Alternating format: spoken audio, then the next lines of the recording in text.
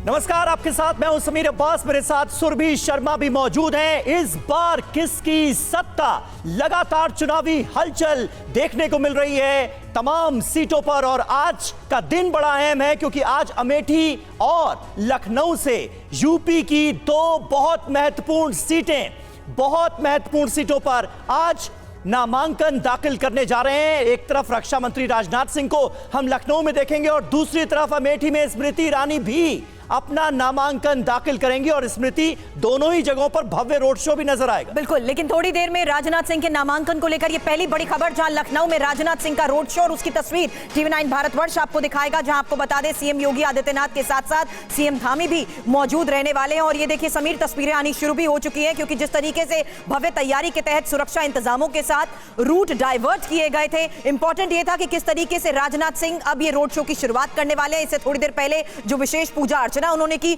उसकी तस्वीर भी हमने आपको दिखाई है। तो लखनऊ में 5वें चरण में जहां 20 मई को मतदान होना है, उससे पहले की आज की ये तस्वीर जहां नामांकन दाखिल करने से पहले राजनाथ सिंह लखनऊ में रक्षा मंत्री राजनाथ सिंह के रोड शो की हो चुकी है शुरुआत। और रोड शो की शुरुआत से पहले समीर चर्चा इस लिहाज से भी की कि कितनी इंपॉर्टेंट है ये सीट और किस तरीके से जीत की हैट्रिक का दावा राजनाथ सिंह की तरफ से किया जा रहा है।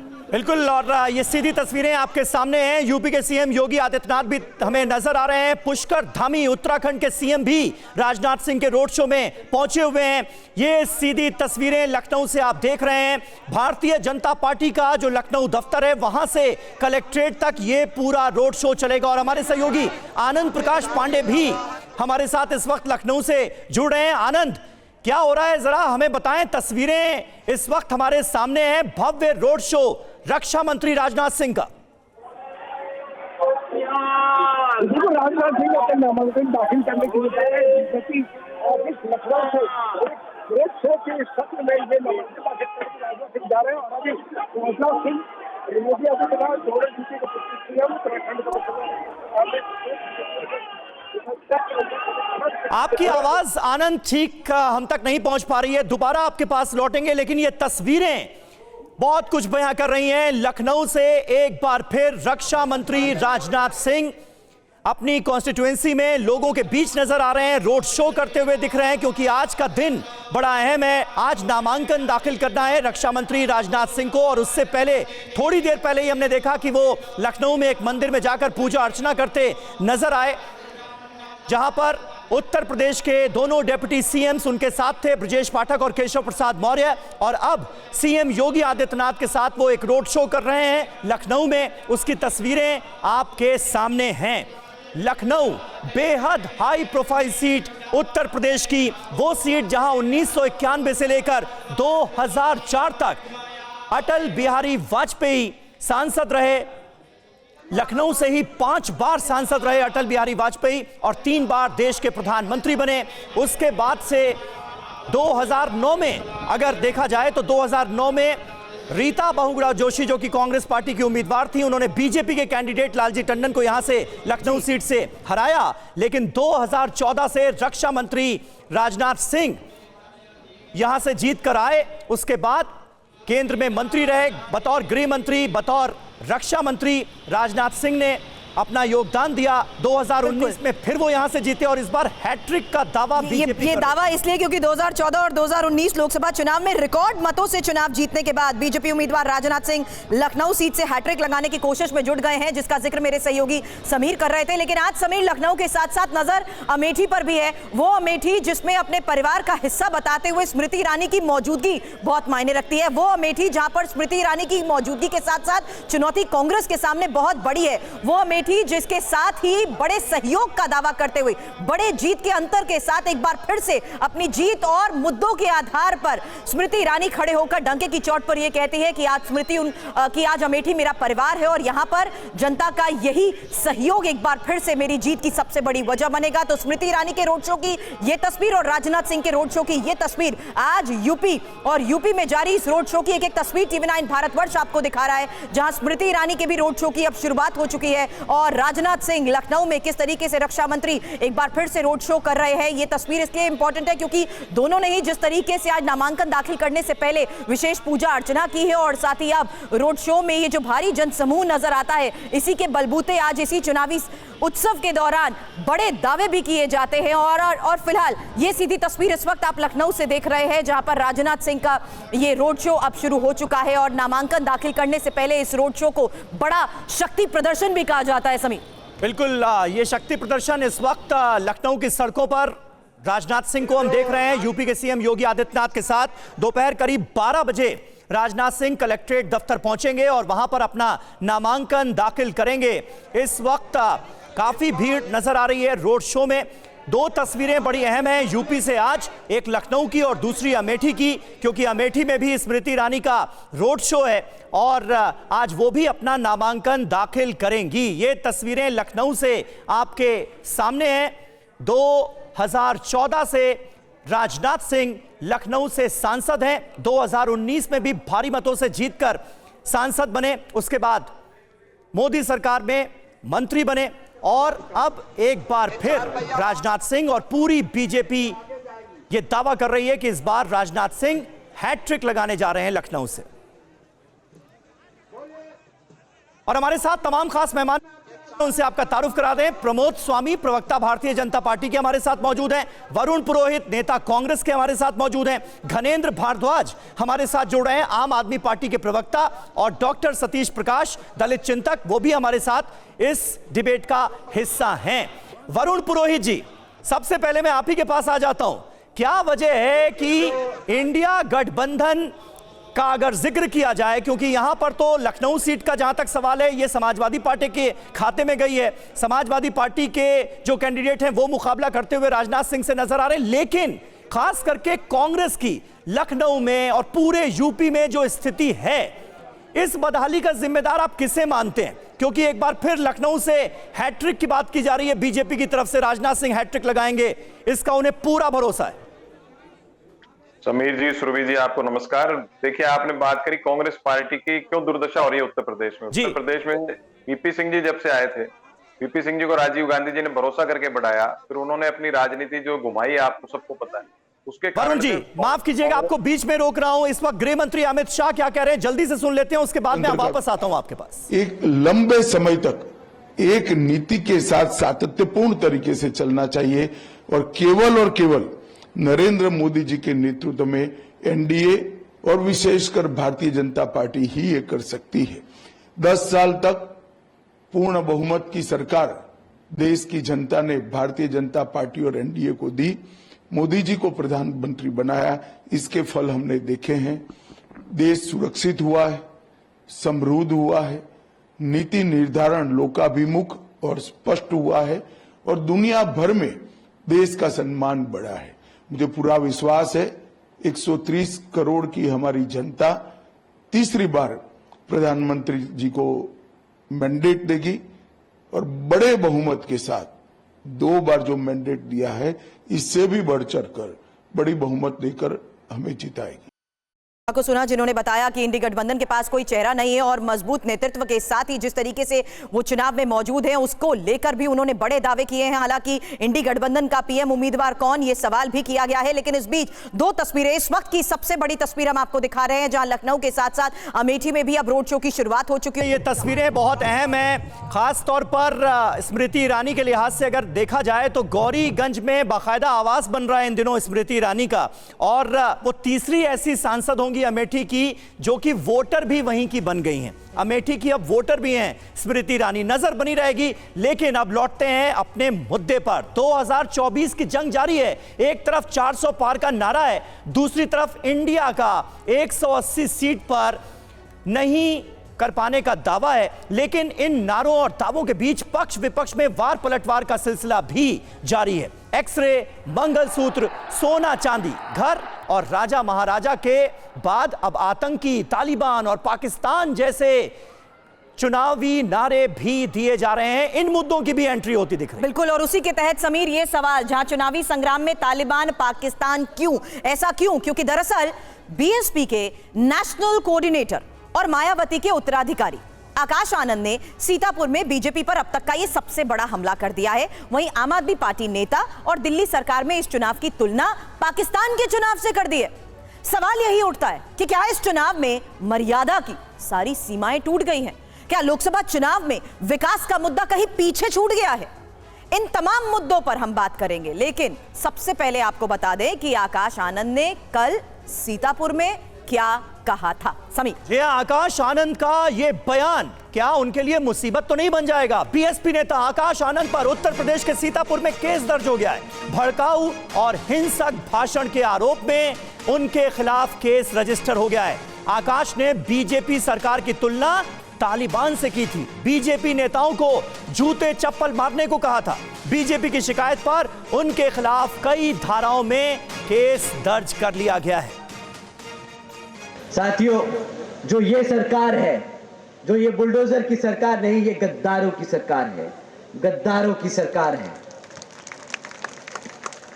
साथियों, जो सरकार अपने युवाओं को, जो अपने बच्चों को भूखा रखे, जो सरकार अपनी बहन बेटियों को, जो बहन बेटियों पे अत्याचार होने दे, जो अपने युवा साथियों को, युवाओं बच्चों को बेरोजगार रखे, जो अपने बड़े बुजुर्गों को फ्री राशन के नाम पर यहाँ की जनता को गुलाम बनाकर रखे, ऐसी सरकार को आप जानते हैं क्या कहना चाहिए? ऐसा शासनकाल पता है कहां होता है? जहां बच्चे भूखे रहें, जहां बहन बेटियों पे अत्याचार हो, जहां युवा बेरोजगार हो, जहां जनता फ्री राशन के नाम पे गुलाम बना दी जाए। ऐसी सरकार आतंकवादियों की सरकार होती है। ऐसी सरकार तालिबान अफगानिस्तान में चलाता है। साथियों, इन सरकारों ने, भाजपा की सरकार बुलडोजर की सरकार नहीं, यह आतंकवादियों की सरकार है। अपनी आवाम को गुलाम बनाकर रखा है। ऐसी सरकार का समय आ गया है अब खत्म होने का। और यहाँ पर बहुजन समाज पार्टी की सरकार बनाकर, बहन जी को प्रधानमंत्री बनाकर यहाँ पे उत्तर प्रदेश में बहुजन समाज पार्टी का राज कायम करने का। तो साथियों, ऐसी सरकार जो रोजगार नहीं देती, जो पढ़ने नहीं देती, ऐसी सरकार को कोई हक नहीं सत्ता में आने का। ऐसी सरकार को कोई हक नहीं आपके बीच में आने का।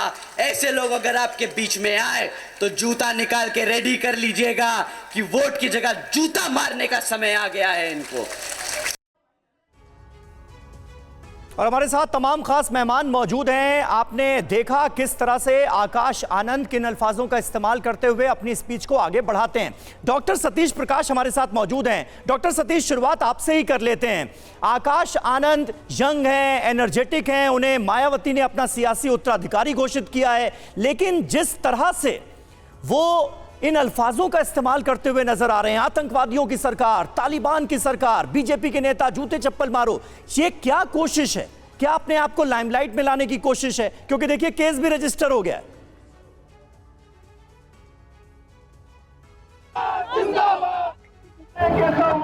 सतीश जी अनम्यूट करिए प्लीज। की सरकार जो लोगों को रोजगार ना देती हो और लोग सरकार से रोजगार मांगते हैं। देश की 80 करोड़ आबादी अगर सरकार द्वारा दिए गए अनाज के ऊपर अपना जीवन निर्भर कर दी है तो निश्चित रूप से सरकार के ऊपर सवाल है। दूसरी बात, आतंकवादी क्या है? आतंकवादी एक ऐसी व्यवस्था है कि जो देश के संविधान को न मानती हो या इस देश की स्थापित कानून व्यवस्था को न मानती हो। आप ये सवाल जाकर के योगी जी से जाकर के पूछो ना कि तमाम आपने कितना जो अपराधी है, अपराधियों से किस तरीके से उत्तर प्रदेश की सरकार निपट रही है। आपने अंसारी बंधुओं को देखा है, आपने अतीक को देखा है। कहीं ना कहीं पुलिस के संरक्षण में एक तरफ से एक धर्म विशेष के नारे लगाते हुए कुछ गुंडे आते हैं, उनको सरेआम मार देते हैं। ये तालिबान व्यवस्था है ना, ये तालिबानी व्यवस्था है ना। किसी को आप जेल में मरवा रहे हैं, किसी से सवाल पूछ रहे हैं, कोई आपसे सवाल पूछेगा। देश के प्रधानमंत्री जी के खिलाफ एक मुकदमा दर्ज होना चाहिए। क्या नहीं, अतीक अहमद और मुख्तार अंसारी, अतीक अहमद और मुख्तार अंसारी के प्रति सहानुभूति जताकर आप क्या साबित करना चाहते हैं? फिर ये भी जवाब आपको देना पड़ेगा ना। एक मिनट कर रहे हैं सतीश जी। पुरुषोत्तम रूपाना करते हैं एक वर्ग विशेष के लोग की महिलाओं को लेकर के जिस तरह की टिप्पणी करी, उनके खिलाफ भी मुकदमा दर्ज हो। गिरनार में यही बीजेपी का एक सांसद जैन धर्म आवाज के आ रही है अनुयायियों सतीश को जी? किस तरह की धमकी देता है, उनके खिलाफ भी मुकदमा दर्ज हो, और उन तमाम धर्म गुरुओं के खिलाफ भी मुकदमा दर्ज हो। समीर, इसको रेक्टिफाई करते हैं, शायद उन तक हमारी आवाज नहीं पहुंच पा रही। बुला करके खत्म करना चाहते हैं, उसको मिटाना चाहते हैं, तो ऐसे तमाम लोगों के खिलाफ भी मुकदमा दर्ज हो। आकाश आनंद जी ने जो बोला है, हो सकता है कि उसका माध्यम में कुछ शब्दों हो सकता है। ठीक है। आप सरकार को कैसे ललकारेंगे? सरकार से सवाल पूछा है ना, और उन्होंने सवाल पूछा है, उस एक एक सवाल में ये सच्चाई है। अच्छा, मतलब सरकार को ललकारने का ये तरीका सही है कि आतंकवादियों की सरकार है, तालिबान सरकार है, और बीजेपी नेताओं को जूते चप्पल मारो जहां पर दिखें। उसके साथ बलात्कार नहीं हुआ। आवाज नहीं पहुंच नहीं रही। नहीं, आवाज नहीं पहुंच रही। प्रमोद स्वामी जी, सुना आपने? बीजेपी प्रवक्ता इस वक्त प्रमोद जी हमारे साथ है। प्रमोद जी, सुना आपने? वो तो साफ तौर पर कह रहे हैं जो भी आक्रामक अंदाज है, जिस लिहाज से भी सवाल किए गए, वो सही है।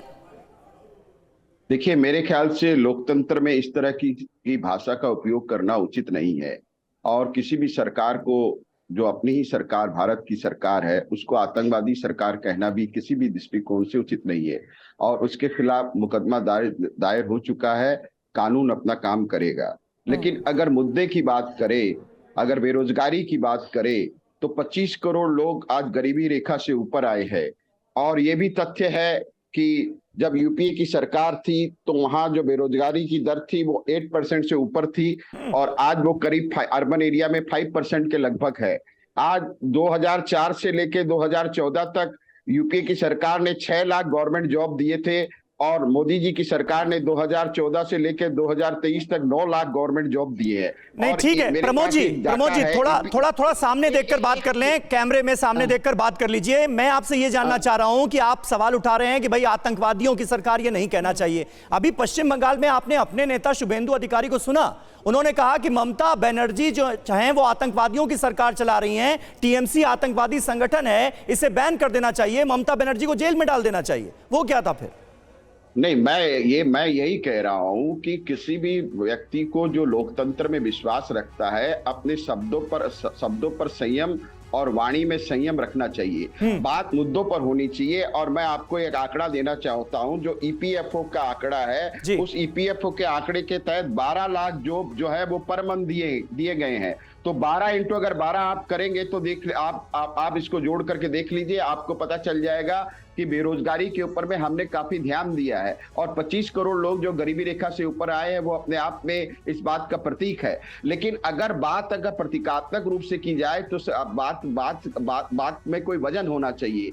आज हम बात जब करते हैं तो बात इस बात की होनी चाहिए कि किस सरकार ने विकास किया। आज मोदी जी ने विकास और मुद्दों की जिस लिहाज से बात की जा रही है, क्या मर्यादा यहां पर टूट रही है इसी तरीके की बयानबाजी के तहत? ये सवाल हर बार ही उठाना पड़ता है क्योंकि इस तरीके के बयान सामने आ जाते हैं। वरुण पुरोहित जी, अपनी बात पहले की भी पूरी करिएगा, क्योंकि इस वक्त की जो स्थिति बनी हुई है उसमें सवाल आकाश आनंद को लेकर है। जिस तरीके से उन्होंने मुद्दों को उठाया, जिस तरीके की भाषा का उन्होंने इस्तेमाल किया, और यह भी सीधे तौर पर उनके ऊपर आरोप लगा दिया गया कि सुर्खियां बटोरने के लिए वो ऐसा कर रहे हैं। देखिए सुरभि जी, आपने बात की, पहले तो कांग्रेस की बात मैं करता हूं। कांग्रेस की अधूरी रह गई थी। कांग्रेस का सेंट्रल सिस्टम दुरुस्त होता है तो आज मोदी जी जैसे प्रधानमंत्री रह सकते थे क्या? 10 साल तक बन सकते थे क्या? जो आदमी, अभी आप शाब्दिक आचरण की बात कर रहे हो, मंगलसूत्र, क्या क्या नहीं कह रहे। कभी अमित शाह जी कहते हैं ऐसा बटन दबाओ जिसकी वहां तक इटली तक पहुंचे, कभी प्रधानमंत्री खुद कहते हैं बदला लेने के लिए बटन दबाओ। इस प्रकार के शब्दों का अब आप ये चाहते हो कि मोदी जी और उनका जो परिवार है, जो राजनीतिक परिवार है, वो तो ऐसी भाषा का उपयोग करे, दूसरा बिल्कुल शांत रहे, अपने शाब्दिक आचरण का पालन करे। वो पॉसिबल नहीं है। जितना शाब्दिक आचरण का अवमूल्यन पिछले 10 वर्ष में हुआ है वो कभी नहीं हुआ है। मोदी जी के मोदी काल में ही हुआ है, मोदी सेंट्रिक बीजेपी के। कभी अटल जी के टाइम तो ऐसा नहीं हुआ, अभी क्यों हो रहा है? तो ये सोचने की बात है। अभी जैसे आकाश आनंद ने कहा, हो सकता है अभी नया युवा है, 1-2 शब्द हो सकता है। अभी इन्होंने भी कहा कि कुछ हो सकता है आचरण, कोई शब्द ऐसा प्रयोग हो गया हो, लेकिन गलत तो क्या कहा ये बताइए। उन्होंने जो स्पीच दिया आकाश ने, उसकी जो एसेंस है उसमें क्या गलती है? ये जो कभी जेल में बंद करना, कभी किसी पे छापे मार देना, ये सब क्या है? ये एक तरह से एक प्रेशराइजेशन ही तो है, धमकाना ही तो है, और क्या है? उसका जो परिणति है वो आकाश आनंद की भाषा में निकली है। रही बात जूते चप्पल की, तो देखिए प्रधानमंत्री जी तो खुद ही नोटबंदी के टाइम क्या कह रहे थे, 50 दिन हो जाए तो उसके बाद चौराहे पे ऐसे करना वैसे करना। तो जैसा फैमिली जो हेड ऑफ द फैमिली है वो जैसे शब्दों का प्रयोग कर रहा है वो नीचे तक वरुण थोड़ा जी, यानी गिरते गिरते देश की नीचे तक जनता को, आम वोटर्स को आदत डाल लेनी चाहिए कि भाई चुनाव चल रहे हैं तो नेता आएंगे, रैलियां करेंगे और ऐसे ही बयान देंगे। आतंकवादी शब्द को भी इतना हल्का कर दिया गया है कि सरकारों के लिए यह शब्द इस्तेमाल किया जा रहा है। इस बीच देखिए, इलेक्शन कमीशन पर आम आदमी पार्टी का बड़ा आरोप। दिल्ली की मंत्री आतिशी ने कहा, भारत का यह चुनाव पाकिस्तान के चुनाव की तरह याद किया जाएगा। चुनाव में निष्पक्षता सवालों के घेरे में है। इलेक्शन कमीशन बीजेपी का राजनीतिक हथियार बन गया है। बीजेपी ने देश में तानाशाही चला रखी है, ये कह रही हैं आतिशी। सुनिए। जिस तरह से कांग्रेस पार्टी का बैंक अकाउंट सील किया और जिस तरह से अब आम आदमी पार्टी के प्रचार को रोका जा रहा है, ये साफ साफ दिखा रहा है कि आज इस देश का लोकतंत्र खतरे में है और आज भारतीय जनता पार्टी ने इस देश को तानाशाही बना दिया। मैं इलेक्शन कमीशन ऑफ इंडिया को यह याद दिलाना चाहूंगी, मैं इलेक्शन कमीशन ऑफ इंडिया के तीनों सदस्यों को यह याद दिलाना चाहूंगी कि आप लोग टीएन शेषन जैसे इलेक्शन कमिश्नर्स के उत्तराधिकारी हैं। टीएन शेषन जी को इतने सालों बाद भी याद किया जाता है क्योंकि उन्होंने भारत में फ्री एंड फेयर इलेक्शंस को एक नई ऊंचाई पर पहुंचाया। मैं आज के इलेक्शन कमिश्नर से यह अपील करती हूं, मैं चाहती हूं कि ऐसा ना हो कि कुछ साल बाद 2024 के इलेक्शन को याद किया जाए कि ये वो इलेक्शन था जिसमें भारत का लोकतंत्र खत्म हो गया। ये वो इलेक्शन था जिसमें election commission of India neutral नहीं रही। ये वो इलेक्शन था जिसमें election commission of India Bharatiya Janata party का एक राजनीतिक हथियार बन गई और ये वो इलेक्शन था जिसमें भारत का चुनाव पाकिस्तान का चुनाव बन गया। तो देखिए, पाकिस्तान की भी एंट्री करा दी है आम आदमी पार्टी ने इन चुनावों में। घनेंद्र भारद्वाज जी, बड़ा ताज्जुब हुआ मुझे सुनकर, जिस पार्टी की 2 राज्यों में बहुमत वाली सरकार हो, बम्पर बहुमत वाली सरकार हो, इसी चुनाव आयोग के कराए गए चुनावों के बाद वो देश के चुनाव आयोग की तुलना पाकिस्तान जैसे मुल्क के चुनाव आयोग से कर रहा है, निष्पक्षता पर सवाल उठा रहा है। देखिए समीर जी, इलेक्शन कमीशन ऑफ इंडिया का काम है देश में निष्पक्ष चुनाव कराना, ये जिम्मेदारी उनकी संवैधानिक जिम्मेदारी है। लेकिन जिस तरीके से इलेक्शन कमीशन ऑफ इंडिया भी आज भारतीय जनता पार्टी के एक राजनीतिक कार्यकर्ता की तरह काम कर रहा है, ये ठीक नहीं है। जिस तरीके से ठीक लोकसभा चुनाव से पहले देश के 2 बड़े राज्यों के मुख्यमंत्रियों को उठाकर जेल में डाल दिया जाता है सिर्फ झूठे आरोपों पर, यह बताता है कि इलेक्शन कमीशन ऑफ इंडिया कहीं ना कहीं सरकार की कठपुतली बन के काम कर रहा है। और सुप्रीम कोर्ट ने एक संवैधानिक व्यवस्था कायम करी थी कि कहा था कि जो इलेक्शन कमीशन की नियुक्ति होगी इलेक्शन कमिश्नर की, उसमें 3 लोग होंगे, चीफ जस्टिस ऑफ इंडिया होंगे, देश के प्राइम मिनिस्टर होंगे, लीडर ऑफ ऑपोजिशन होंगे। लेकिन इस सरकार ने चीफ जस्टिस ऑफ इंडिया को बाहर कर दिया।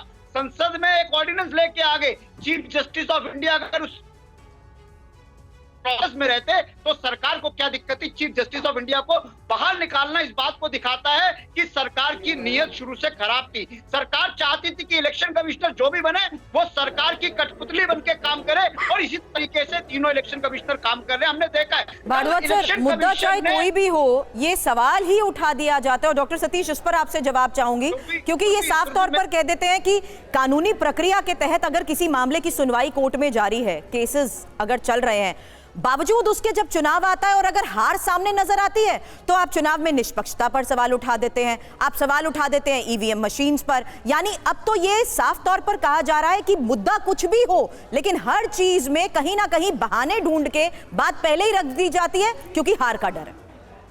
सुरभि, मैं कंप्लीट कर दूं। Surabhi, election commission of India ने कल आम आदमी पार्टी के थीम सॉन्ग को लेके हमें नोटिस जारी कर दिया। अरे सर, आप ही की बात के आधार पर मैं डॉक्टर सतीश से भी ये सवाल पूछ रही थी। जल्दी एक कोई कमेंट सतीश जी। देखिए, चुनाव आयोग का काम है चुनाव कराना। उस चुनाव किस रास्तों से होगा ये जनता तय करेगी। जब इस देश की जनता ये मानती है, तमाम लोगों में एक भ्रम की स्थिति पैदा हुई है कि ईवीएम को कहीं ना कहीं लोग प्रभावित कर सकते हैं, सरकारों की नीयत के ऊपर सवाल है।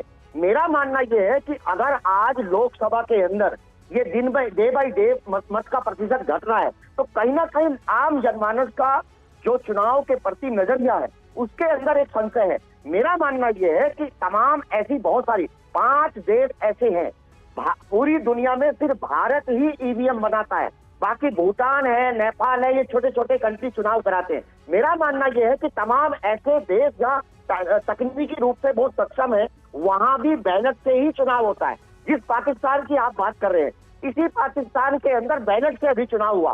तमाम लोग वहां चुनाव को लेकर के सवाल उठा रहे थे, लेकिन बैलेट से चुनाव हुआ, निष्पक्ष चुनाव हुआ और निश्चित रूप से वहां एक ऐसी पार्टी जिसको आमतौर पर यह मान लिया गया था कि वो चुनाव नहीं लड़ेगी, अगर पाकिस्तान में ईवीएम से चुनाव होता, सतीश जी, ये क्यों ना कहा जाए कि जिस तरह से चुनावों के दौरान ही अब ईवीएम का रोना रोया जा रहा है, आप लोगों को अपनी हार का अंदेशा हो गया है, क्योंकि कर्नाटक जीतते हैं, तेलंगाना जीतते हैं, हिमाचल प्रदेश जीतते हैं, उन तमाम राज्यों में जहां पर ऑपोजिशन पार्टीज की केंद्र के नजरिए से देखें सरकार बनती है, तब तो कोई रोना नहीं रोया जाता ईवीएम का।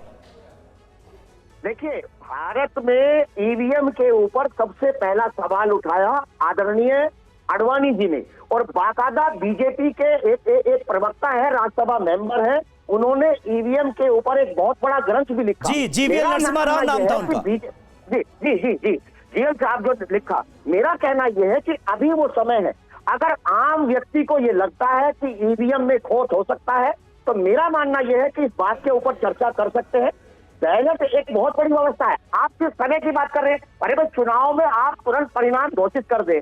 आपको एक बात और भी माननी पड़ेगी कि मेरठ में पिछली बार बहुजन समाज पार्टी का जो कैंडिडेट थे वो 48% वोट लेकर के भी हारे, और उन्होंने सवाल उठाया कि बीजेपी का जो सांसद थे अग्रवाल जी, उनके ऊपर ये सवाल रहा, लेकिन ये मामला जम नहीं पाया।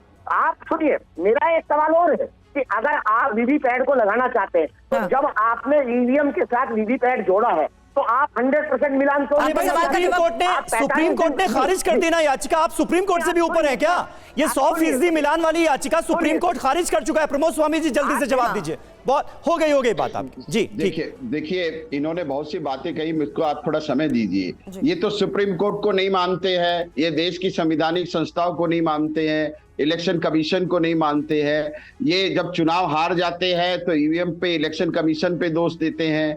ये जब भारत की सेना अपना शौर्य का प्रदर्शन करते हुए सर्जिकल स्ट्राइक करती है, एयर स्ट्राइक करती है, तो उसके सबूत मांगते हैं। मेरे ख्याल से विपक्ष की ये हताशा का प्रतीक है, और जो माननीय प्रधानमंत्री श्री नरेंद्र मोदी जी को अपार जन समर्थन मिल रहा है, उससे विपक्ष अपनी संभावित हार को मद्देनजर रखते हुए इस तरह की बयानबाजी कर रहा है, क्योंकि चुनाव के पहले ही विपक्ष अपनी हार मान चुका है। और जिस तरह से आज अपार समर्थन मिल रहा है, उससे एक बात तय है कि देश की जनता मन बना चुकी है, और मोदी जी तीसरी बार के लिए देश के प्रधानमंत्री बनने जा रहे हैं। मुद्दों पे बात हो उसका स्वागत है, लोकतंत्र में विरोध करने का अधिकार विपक्ष को है, लेकिन विरोध के नाम पर मोदी जी का विरोध करते करते जब आप भारत का विरोध करने लगते हैं, भारत की नीतियों का विरोध करने लगते हैं, तो फिर जनता के मन में ये सवाल उठने वाजिब है कि कहीं ना कहीं आप कुंठाग्रस्त होकर करके, और सर पाकिस्तान के चुनाव से तुलना पर ही एक और बड़ी खबर भी बता दें, क्योंकि पाकिस्तान के चुनाव से तुलना करने पर यूपी के डिप्टी सीएम केशव प्रसाद मौर्य का जवाब है कि पाक से तुलना करने वाले पाकिस्तान जाएं, पाकिस्तान में जाकर चुनाव लड़ें। समीर बिल्कुल, और ये कहा गया है केशव प्रसाद मौर्य की तरफ से, और हमारे साथ तमाम खास मेहमान मौजूद हैं। घनेंद्र जी, जिस तरह से पाकिस्तान का मुद्दा आप लोग चुनावों में लेकर आए हैं, क्या माना जाए ये आखिर किस वजह से? क्योंकि बार बार हर चुनाव में तो आप लोग बीजेपी को जिम्मेदार ठहराते हैं कि देखिए बीजेपी ऐन चुनावों के वक्त पाकिस्तान को उठा लेती है, पाकिस्तान के मुद्दे का जिक्र कर देती है। इस बार तो आप ही लोग ले आए। देखिए समीर जी, भारतीय जनता पार्टी जो देश के रियल इश्यूज हैं उन पे बात नहीं करना चाहती। भारतीय जनता पार्टी नहीं चाहती कि ये चुनाव मोदी सरकार के 10 साल के कार्यकाल पे होना चाहिए, कि 10 साल में मोदी जी ने डिलीवरी के नाम पे देश को क्या दिया। आज देश में भ्रष्टाचार बढ़ा है, भारतीय जनता पार्टी भ्रष्टाचारियों का अड्डा बन चुकी है। जितने बड़े भ्रष्टाचारी उतना बड़ा भारतीय जनता पार्टी का पदाधिकारी। ये कहावत आजकल गली गली में चर्चा है कि जो जितना बड़ा भ्रष्टाचारी हो उसे भारतीय जनता पार्टी में उतना बड़ा पद मिलेगा। हमने देखा हेमंत बिस्वा शर्मा हो, नारायण राणे हो, भावना गवली हो, जनार्दन रेड्डी हो, तमाम वो लोग हैं जो भ्रष्टाचार के सिंबल होते थे, लेकिन आज भारतीय जनता पार्टी में है और इनके सारे केस भारतीय जनता पार्टी ने खत्म कर दिए। आज देश महंगाई से जूझ रहा है, आजादी के बाद सबसे ज्यादा इन्फ्लेशन है और उस पर कोई बात नहीं कर रहा। तो सर मुद्दों की बात ही करिए ना, इसीलिए वरुण पुरोहित जी वक्त की कमी है, एक फाइनल कमेंट, क्योंकि यहाँ तो पाकिस्तान ने भी साफ तौर पर कह दिया कि अपने राजनीतिक फायदे के लिए पाकिस्तान को न घसीटे। सबसे पहली बात जो गंभीर विषय है कि 10-10% मतदान क्यों कम हो रहा है, पब्लिक क्यों उदासीन है। विपक्ष का क्रेज तो बना नहीं है और मोदी जी का क्रेज रहा नहीं है, इसलिए जनता जो है परेशान हो गई, किसको वोट दें। सब एक से हैं, जो ये मोदी जी दिखाते थे नेता विद द डिफरेंस वो समाप्त हो गए, क्योंकि दूसरी पार्टियों को टेंट ले लेके उनको उपकृत कर रहे हैं। तो सबके समझ में आ गया मोदी जी भी वैसे ही है, बीजेपी भी सारी पार्टी जैसी, इसलिए उदासीनता हो गई। जहां तक बात अभी बीजेपी के आपके प्रवक्ता ने बात बताई, आईएलओ की रिपोर्ट पे चर्चा नहीं करते हैं कभी भी, आईएलओ को तो मानते ही नहीं है। तो यही तो मानसिकता इनकी जो सोच है ना, फासिस्ट सोच है।